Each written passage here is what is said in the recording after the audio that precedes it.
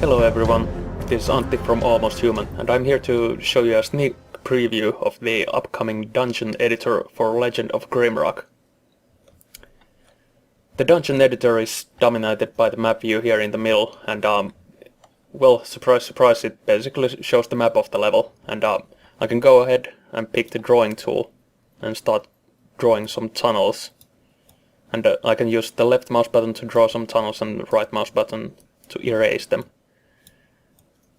And the cool thing about this editor is that we have a pretty much instantaneous preview of the level. So if I just go ahead and press play, the level is instantly playable.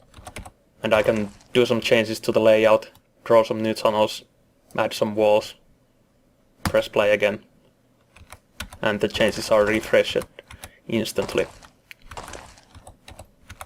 And over here to the left from the map view we have the project view where the levels of the dungeon are listed. Currently we have just only one level, but we can easily add new ones or delete old ones and change their order and whatnot.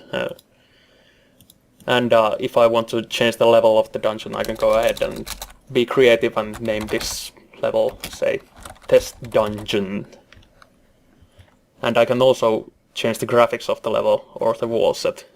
Currently we have the default dungeon wall set in use, but I can go ahead and switch it and refresh, and it's instantly all the graphics change.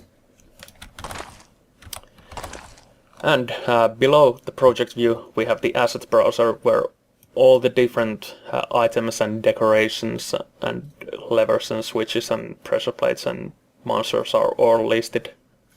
And there's quite a few of them, but I can use the filters to take a look at, say, only weapons alone, or just the monsters, or logic scripting helpers, or doors. So, for instance, this dungeon seems a little dark for my taste right now, so I can go ahead and add a torch to the wall. Let's go next to it, and now I'm gonna refresh it. Now we have the torch holder, but it's still kinda dark. I'm gonna go and take a closer look by pressing F. Now I'm in the full screen mode here in the preview. And yeah, you can see the torch holder here on the wall, but there's no torch on it. And to fix the situation, we need to use the select tool, pick the torch holder, and take a look at here in the inspector. The inspector lists all sorts of information of any asset you might pick. We have names and IDs and positions and whatnot, and often there are parameters that you can configure as well. So with the torch holder I can add a torch by clicking this checkbox, and when it's refreshed we have a nice bright light to brighten our days. And of course I can add monsters over here. Let's add a couple of snails, and when I preview the game you can see them moving around in the preview as well as on the map view, so you can keep track of what's going on in the game. And I can also pause the preview at any time if the monsters are bugging me off, and I can go ahead and do some scripting or whatever, and then get back to the game. And but for now I'm just gonna delete the monsters because I want to concentrate on a little bit of puzzles and scripting right now. Let me change the layout just a little bit, and I'm gonna add a door here and a lock that I can use to open the door. So let's filter for doors, pick a nice portcullis and place it here, and then let's add a lock next to it on the wall. So there we have it, a lock and a door. Currently the lock doesn't do anything, and the door won't, there's no way to open the door. So we need to add a little bit of scripting over here. So if we select the lock take a look at its inspector. We can change what we can use to open it up with. So let's say we need an iron key to open the lock, like so, and it won't open the door yet because it doesn't know what it needs to do when the lock is operated, so we need to add a connection between the lock and the door, and it happens by pressing this add connector button over here, and it gives us a fresh new connector. So what we need to do is we need to define a target and an action for this lock.